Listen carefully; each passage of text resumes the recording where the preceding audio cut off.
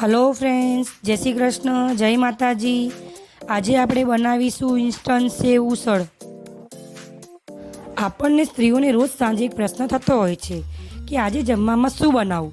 તો તમે ચોક્કસથી આ રેસીપી ટ્રાય કરી શકો છો કે જે ફટાફટ બની જશે અને ઘરમાં દરેક સભ્યોને ખૂબ જ ભાવશે. તો ચાલો શરૂ કરીએ. તો એના માટે મેં મીડિયમ સાઇઝના 8-9 બટેકા લીધા છે. અહીંયા મેં 4 જણને થાય એટલું માપ લીધું છે. જો તમારે માણસો વધુ ઓછા હોય તો એ પ્રમાણે માપ વધુ ઓછું કરી લેવું. હવે આપણે બટેકાને કુકરમાં બાફવા મૂકી દીધા છે. કુકરમાં 3 સીટી વાગે ત્યાં સુધી બટેકાને આપણે બાફી લઈશું.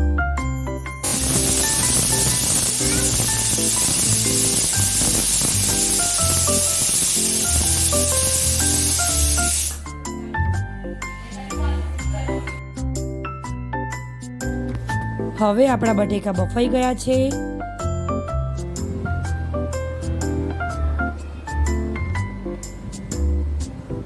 તો આપણે બીજા વાસણમાં એને કાઢી લઈશું.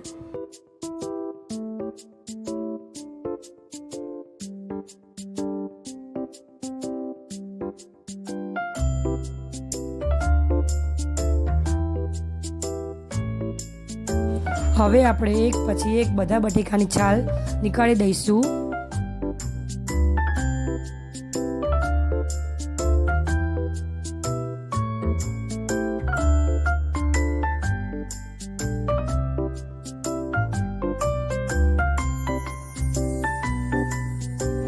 હવે આપણે મેસરથી બધા બટેકાને મેશ કરી લઈશું.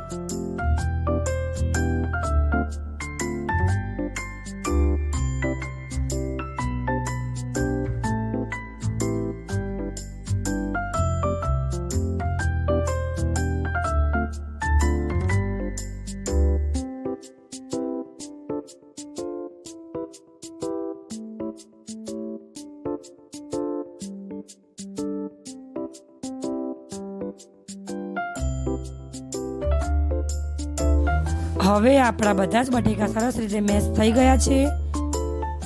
હવે આપણે એક પેનમાં આશરે અડધો કપ અને તેનાથી થોડું વધારે એટલે કે 150 ml જેટલું તેલ લઈશું.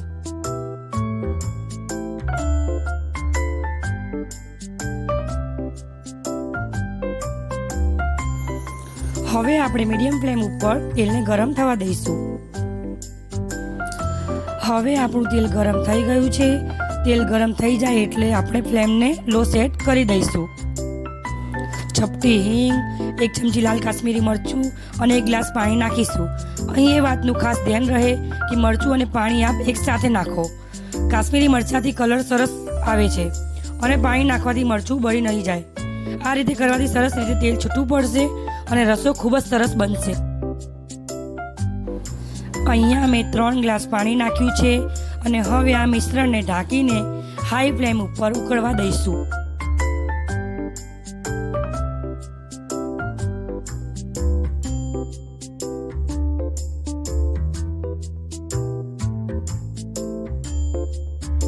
આપ જોઈ શકો છો હવે આપણું મિશ્રણ ઉકળી ગયું છે. હવે બાકીના મસાલા આપણે કરી લઈશું. અહીંયા મેં શ્રીજીનો તૈયાર સેવ ઉસળનો મસાલો લીધો છે. અહીં આપણે 1 પેકેટ આખું ઉમેરી દઈશું કારણ કે અગાઉ આપણે તીખું લાલ મરચું કે લીલું મરચું નાખ્યું નથી. હવે આપણે બજારમાં જે બાલાજીના તૈયાર મસાલા વટાણા મળે છે તે ઉમેરીશું. અહીં 5 વાળા 2 પેકેટ ઉમેરીશું. આ વટાણા નાખવાથી તમારે સૂકા કે લીલા વટાણા પલાળવાની કે બાફવાની જરૂર રહેતી નથી અને આ વટાણાનો ટેસ્ટ ખૂબ જ સરસ આવે છે. અહીંયા આપણે નાની 1 ચમચી મીઠું ઉમેરીશું. અડધી ચમચી હળદર,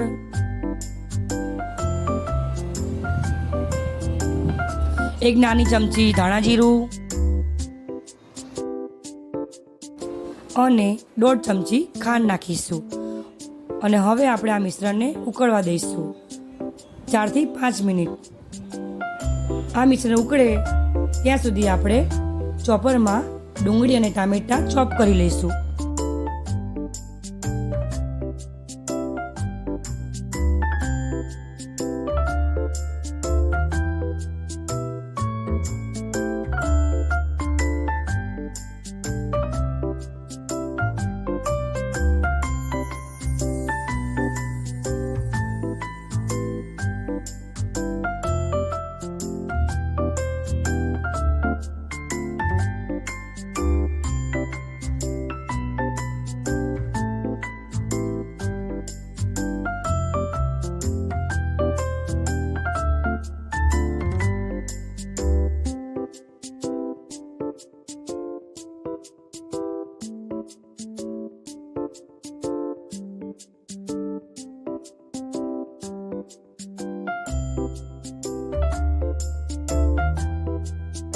આપ જોઈ શકો છો આ મિશ્રણ સરસ ઉકળી ગયું છે.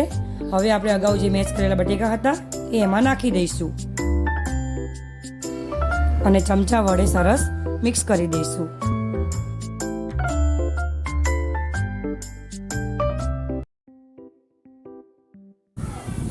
કદાચ તમને પ્રશ્ન થાય કે આ તૈયાર વટાણા કડક નહીં રહી જતા હોય તો જવાબ છે કે વટાણા જરા પણ કડક નથી રહેતા અને એ મસાલા વટાણા હોવાથી સેવ ઉસળ ખૂબ જ સ્વાદિષ્ટ પણ લાગે છે. હવે ઉપર થોડા લીલા ધાણા ઉમેરીશું.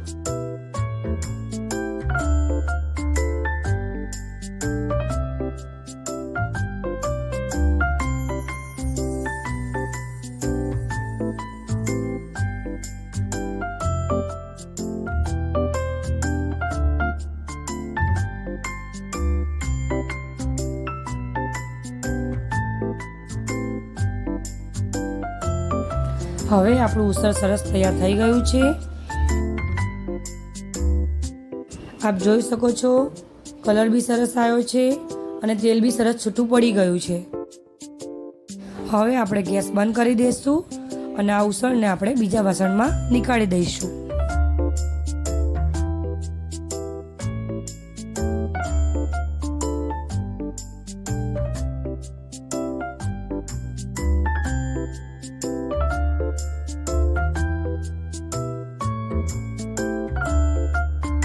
હવે મેં નમકીન તૈયાર કર્યું છે, જેમાં નાયલોન ગાંઠિયા, તીખી બુંદી, ઝીણી સેવ, દાબેલા ચણા, રતલામી સેવ આ બધું જ મિક્સ કરી લીધું છે. તમારી પાસે જો બુંદી કે દાબેલા ચણા કે રતલામી સેવ ન હોય તો ચાલશે, પરંતુ ગાંઠિયા અને સેવ હોવું જરૂરી છે. હવે આપણે ગરમા ગરમ સર્વ કરીશું. એના માટે એક વાટકીમાં થોડું ઉસળ લઈશું અને એના ઉપર થોડી કાચી ડુંગળી અને ટામેટું ઉમેરીશું. નમકીન ઉમેરીશું. નમકીન તમારા સ્વાદ મુજબ વધુ ઓછું કરી શકો છો.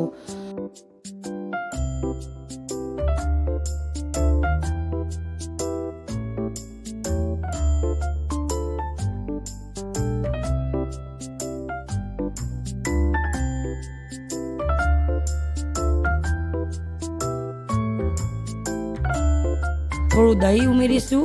અહીં દહીં મેં સાદું જ લીધું છે, એમાં કંઈ મીઠું કે ખાંડ કશું જ નથી ઉમેર્યું. અહીં દહીં વધારે ખાટું ન લેવું, મીડિયમ અથવા તો મોરું બી ચાલશે. તમે એને પાવ સાથે પણ ખાઈ શકો છો, અથવા તો જો પાવ ન ભાવતા હોય કે ન ખાવા હોય તો આપ એને પાવ વગર પણ ખાઈ શકો છો.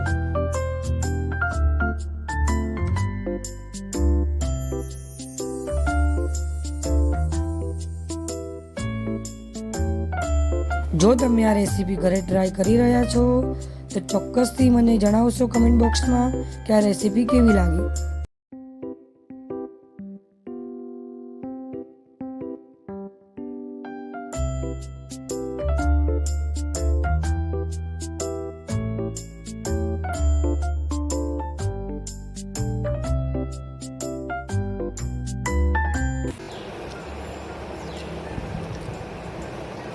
मम्मी मस्त बनी हो. Yummy yummy.